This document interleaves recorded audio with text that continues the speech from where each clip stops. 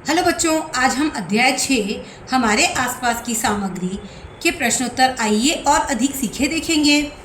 प्रश्न क्रमांक 1, अपने रसोई घर में जाएं और देखें कि आपके माता पिता ने विभिन्न खाद्य सामग्रियों को किस प्रकार व्यवस्थित किया हुआ है।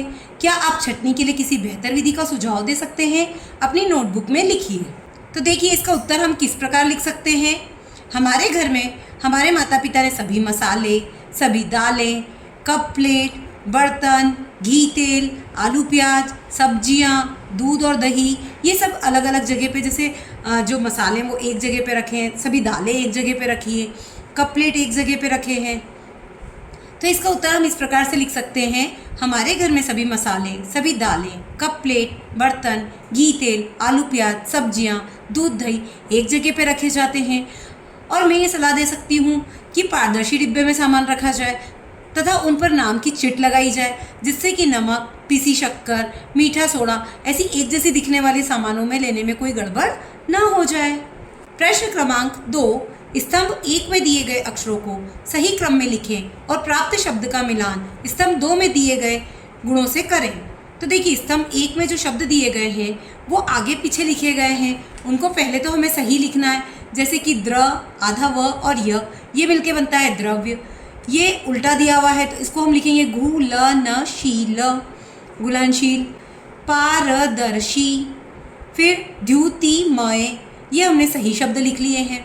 अब इनको इनके स्तंभ 2 से मिलान करेंगे। तो देखिए, द्रव्य किसे कहते हैं? तो द्रव्य हम कहते हैं कि जो सामान स्थान घेरता है और इसका द्रव्यमान होता है वह द्रव्य कहलाता है। फिर घुलनशील कौन सा होता है? जो जल में पूरी तरह घुल जाता है उसे हम घुलनशील कहते हैं। पारदर्शी, जिसके आर पार स्पष्ट रूप से देखा जा सकता है उसे हम पारदर्शी कहते हैं। और द्युतिमय, जो चमकदार होता है उसे हम द्युतिमय कहते हैं।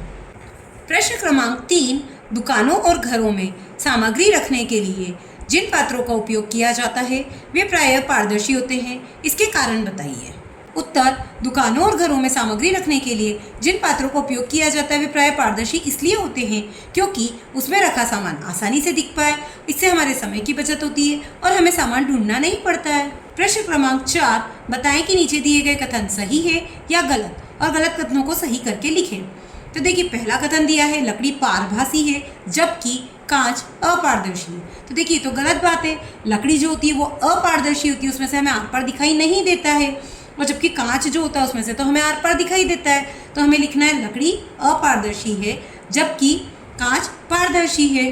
ख, एल्यूमिनियम की पन्नी में चमक होती है जबकि रबर में नहीं। तो देखिए, ये एल्यूमिनियम की पन्नी है, ये चमकदार दिखाई दे रही है, और ये रबर है, इसमें बिल्कुल चमक नहीं है। तो ये कथन तो सही है, तो इसका आंसर होगा सही। ग, चीनी जल में घुल जाती है जबकि लकड़ी का बुरादा नहीं। तो ये भी सही है, चीनी को अगर हम जल में घोलेंगे तो वो घुल जाएगी पर लकड़ी का बुरादा नहीं घुलेगा। घ, सेब एक द्रव्य है क्योंकि यह कोई स्थान नहीं घेरता है और इसमें द्रव्यमान है। तो गलत, सेब एक द्रव्य है क्योंकि यह स्थान घेरता है, ये नहीं की जगह घेरता है हो जाएगा, और द्रव्यमान इसमें है।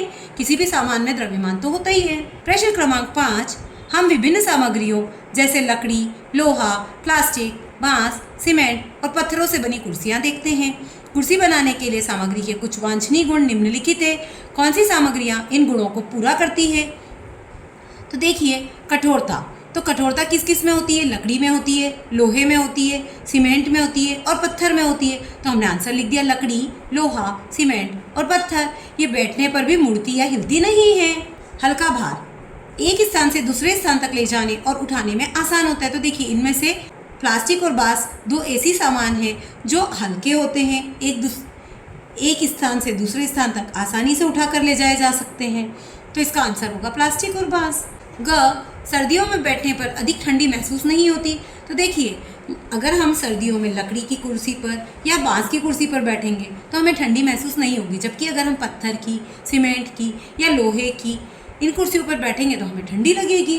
घ, इसे नियमित रूप से साफ किया जा सकता है और लंबे समय तक उपयोग के बाद भी नई जैसी दिखती है। तो देखिए, प्लास्टिक की कुर्सी, लकड़ी की कुर्सी या पत्थर की कुर्सी, इनको आप आसानी से साफ कर सकते हैं और लंबे समय तक उपयोग करने पर भी ये नई की नई दिखाई देती है।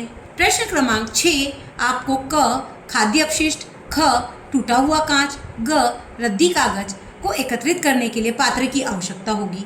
इन सभी प्रकार के अपशिष्ट के पात्रों के लिए आप कौन सी सामग्री का चयन करेंगे? आपको सामग्रियों के किन गुणों के बारे में विचार करना चाहिए? तो देखिए, जो खाद्य अपशिष्ट होता है, मतलब हमारा जो बचा हुआ खाना है या सड़ा हुआ खाना है, तो वो खाना हम अगर किसी में डालेंगे तो हमें गंध आएगी, कीड़े मकोड़े हो जाएंगे।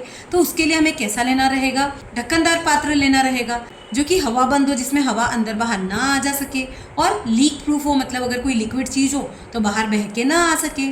और यह दुर्गंध को रोकने और कीटों को दूर रखने और कचरा फैलाने से बचाने में हमारी मदद करेगा। टूटा हुआ कांच, अब टूटे हुए अगर कांच है उसे रखने के लिए तो हमें कोई मजबूत कार्डबोर्ड का बॉक्स या प्लास्टिक का डस्टबिन लेना पड़ेगा। और इस पात्र में हम पहले एक पॉलीथीन या अखबार कुछ बिछा लेंगे, ताकि कांच के टुकड़ों से कार्डबोर्ड या प्लास्टिक इनमें कोई कट ना लग जाए और ये फट ना जाए, क्योंकि अगर ये फट गए तो हमें चुभ सकते हैं। रद्दी कागज, तो देखिए रद्दी कागज, अगर हम बहुत सारे रद्दी कागज इकट्ठे करते हैं तो वो वजन में हो जाते हैं, तो उन्हें रखने के लिए भी हमें मजबूत चाहिए, लेकिन हल्का भी चाहिए, क्योंकि अगर भारी होगा तो पहले ही कागज का वजन, फिर ऊपर से बॉक्स का वजन। तो इसलिए हम प्लास्टिक का या कार्डबोर्ड का डिब्बा लेंगे जो कि मजबूत हो और इसे एक स्थान से दूसरे स्थान पर आसानी से ले जाया जा सके। प्रश्न क्रमांक 7, हमारे चारों ओर वायु है, लेकिन यह हमें एक दूसरे को देखने से नहीं रोकती। वहीं यदि बीच में लकड़ी का दरवाजा आ जाए तो हम एक दूसरे को नहीं देख पाते। ऐसा इसलिए है क्योंकि, तो देखिए, वायु जो होती है वो पारदर्शी होती है, जिसमें से हम आर पार देख सकते हैं, लेकिन लकड़ी का दरवाजा जो होता है वो अपारदर्शी होता है, जिसमें से हमें आर पार दिखाई नहीं देता है। तो इसका ऑप्शन क सही होगा, पारदर्शी फर्स्ट में और अपारदर्शी सेकेंड में। और बच्चों, आप ये बुक में ही भर सकते हैं, जैसे हमने बुक में भरा है, और जो क्वेश्चन हमने कॉपी में करें वो आप अपनी कॉपी में कर लीजिएगा। क्वेश्चन नंबर 8, कल्पना कीजिए कि आपके पास दो अज्ञात सामग्रियां हैं, क और ख। जब आप सामग्री क को दबाने का प्रयास करते हैं तो यह कठोर महसूस होती है और आसानी से अपना आकार नहीं बदलती है। दूसरी ओर जब सामग्री ख को दबाते हैं तो ये आसानी से अपना आकार बदल लेती है। अब जब आप दोनों सामग्रियों को जल में मिलाते हैं तो केवल सामग्री क पूरी तरह से घुल जाती है, जबकि सामग्री ख अपरिवर्तित रहती है। सामग्री क और ख क्या हो सकती है? क्या आप पहचान सकते हैं कि सामग्री क कठोर है या नरम, और सामग्री ख क्या हो सकती है? अपने तर्क की व्याख्या कीजिए। हो गया क्लियर? अब क में क्या क्या सामग्री हो सकती है जो पानी में घुल जाए? तो देखिए, नमक का डला या शक्कर का डला, ऐसा कुछ हो सकता है, तो जिसको हम लिख सकते हैं नमक या चीनी के क्यूब्स। इसको अगर हम जल में घोलेंगे तो ये घुल जाएंगे और ये हाथ लगाने पर कठोर भी लगेंगे। और ख में क्या सामग्री हो सकती है? स्पंज का टुकड़ा या कपड़ा सॉफ्ट सा, तो अगर इसको हम जल में घोलेंगे तो नहीं घुलेगी और ये नरम नरम होंगी। प्रश्न क्रमांक 9, मैं कौन हूँ? दिए गए गुणों के आधार पर मुझे पहचाने। पहला, मैं चमकदार हूँ। तो देखो, चमकती कौन कौन सी चीज़ें? चांदी, सोना, तांबा, एल्यूमिनियम, लोहा, तो आप इनमें से कुछ भी लिख सकते हैं। सेकंड, मुझे आसानी से संपीड़ित किया जा सकता है। संपीड़ित करना मतलब उसको दबा सकते हैं आसानी से, तो स्पंज, रबर, ये सॉफ्ट होते हैं तो इनको हम आसानी से दबा सकते हैं। थर्ड, मैं कठोर और जल में घुलनशील हूँ। तो देखिए, कठोर और जल में घुलनशील, ये दोनों गुण होने चाहिए। तो देखिए, नमक या चीनी के अगर हम क्यूब लेते हैं तो वो कठोर भी होंगे और जल में घुलनशील भी होंगे। फोर्थ, आप मेरे आर पार स्पष्ट रूप से नहीं देख सकते। तो देखिए, यहाँ क्या कहा गया है? आर पार स्पष्ट रूप से नहीं देख सकते, मतलब थोड़ा तो देख सकते हैं। तो बटर पेपर या फ्रॉस्टेड कांच जो होते हैं वो पारभासी होते हैं, उनमें से हम थोड़ा थोड़ा आर पार देख सकते हैं। फिफ्थ, मुझ में द्रव्यमान है और आयतन है, लेकिन आप मुझे नहीं देख सकते। तो देखिए, जो हवा होती है उसमें द्रव्यमान भी होता है और आयतन भी होती है। अगर आप हवा से भरी कोई गेंद उठाते हैं तो उसमें वजन लगता है ना थोड़ा, तो ऐसे उसमें द्रव्यमान भी है और आयतन भी है, लेकिन हम हवा को डायरेक्ट देख नहीं सकते, इसलिए इसका आंसर हवा होगा। ऐसे ही आप मैं कौन हूँ की पहली स्वयं भी बना सकते हैं, कोई सी भी। प्रश्न क्रमांक 10, आपको अग्रलिखित सामग्रियाँ प्रदान की गई है। सिरका, शहद, सरसों का तेल, जल, ग्लूकोज, गेहूं का आटा। सामग्रियों के कोई ऐसे दो जोड़े बनाने जहाँ एक सामग्री दूसरे में घुलनशील हो, और कोई दो जोड़े ऐसे बनाने जहाँ एक सामग्री दूसरे में घुलनशील नहीं हो। अघुलनशील का मतलब होता है घुलनशील नहीं हो। तो देखिए, अगर हम जल में सिरके को मिलाते तो भी घुलनशील होगा, जल में ग्लूकोज को मिलाते तो भी घुलनशील होगा, या जल में हम शहद को मिलाते तो भी घुलनशील होगा। और अगर हम जल में गेहूं का आटा मिलाते तो घुलनशील नहीं होगा, या जल में हम सरसों का तेल मिलाते तो वो भी घुलनशील नहीं होगा। तो देखिए, इसका आंसर हम ऐसे लिख सकते हैं। तो देखिए, एक सामग्री जो दूसरे में घुलनशील हो वो होगी जल में सिरका या जल में ग्लूकोज, और एक सामग्री जो दूसरे में अघुलनशील हो तो उसका आंसर होगा जल में गेहूं का आटा या जल में सरसों का तेल। आप ऐसे अन्य ग्रुप भी बना सकते हैं।